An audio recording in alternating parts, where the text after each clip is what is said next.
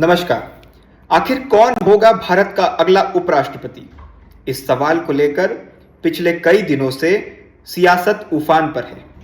उफान पर इसलिए है क्योंकि हाल ही में जगदीप धनखड़ ने अपने पद से इस्तीफा दे दिया और इस्तीफा देने का कारण उन्होंने स्वास्थ्य खराब होना बताया। हालांकि पॉलिटिक्स में कहा जाता है कि जो चीज़ पेपर पर बताई गई वो आधा सच होता है, उसके पीछे कुछ ना कुछ खिचड़ी तो पकी रहती है। इसीलिए विपक्ष लगातार सरकार से सवाल कर रहा है कि आखिर जगदीप धनखड़ के साथ ऐसा क्या हुआ कि उन्हें अचानक से इस्तीफा देना पड़ा। हालांकि अब उपराष्ट्रपति का पद खाली है, इसीलिए चुनाव आयोग ने नए उपराष्ट्रपति के लिए चुनाव की तारीखों का ऐलान कर दिया।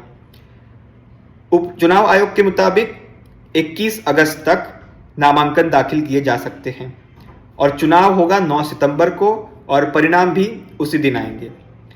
अब बात करते हैं कि ये चुनाव होगा कैसे, यानी उसकी प्रक्रिया की। तो उपराष्ट्रपति पद एक ऐसा पद है जहां पर चुनाव सीधे जनता के वोटों से नहीं होता। इसमें वोट डालते हैं सांसद। लोकसभा और राज्यसभा के दोनों सांसद मिलकर इस उपराष्ट्रपति पद के लिए अपना अपना वोट डालेंगे। वोटिंग प्रायोरिटी बेसिस पर होती है, यानी जिसे ज्यादा प्रायोरिटी मिलेगी वो अगला उपराष्ट्रपति बन जाएगा।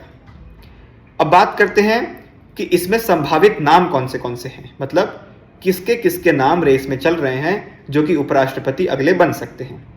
तो इसमें एलजी मनोज सिन्हा, जिनका कार्यकाल अगस्त में समाप्त हो रहा है, उनका नाम इस रेस में आगे चल रहा है। कहा जा रहा है कि जैसे ही वो एलजी का कार्यकाल समाप्त करेंगे उन्हें देश का उपराष्ट्रपति बना दिया जाएगा। दूसरा नाम चल रहा है जो कि बिहार इलेक्शन को ध्यान में रखते हुए चल रहा है, वो है कर्पूरी ठाकुर के बेटे रामनाथ ठाकुर, जिनसे जेपी नड्डा यानी भाजपा अध्यक्ष जेपी नड्डा ने हाल ही में मुलाकात भी की थी। तो ऐसी अटकलें चलने लगी कि बिहार से ही अगला उपराष्ट्रपति होगा। तीसरा नाम है नीतीश कुमार का भी, जिनको कहा जा रहा है कि वो भी उपराष्ट्रपति बन सकते हैं क्योंकि बिहार में चुनाव है। हालांकि अटकलें तो काफी हैं, लेकिन उपराष्ट्रपति बनेगा कौन, ये तो वक्त बताएगा। अब बात करते हैं कि नंबर गेम, कौन सा कैंडिडेट किस पार्टी से कितना आगे चल रहा है। तो नंबर गेम के मुताबिक दोनों सदनों को अगर हम देखें तो दोनों सदनों में एनडीए को पूर्ण बहुमत प्राप्त है। तो ये तय है कि अगला उपराष्ट्रपति एनडीए से ही बनेगा। हालांकि कौन बनेगा ये तो अब वक्त बताएगा। नमस्ते।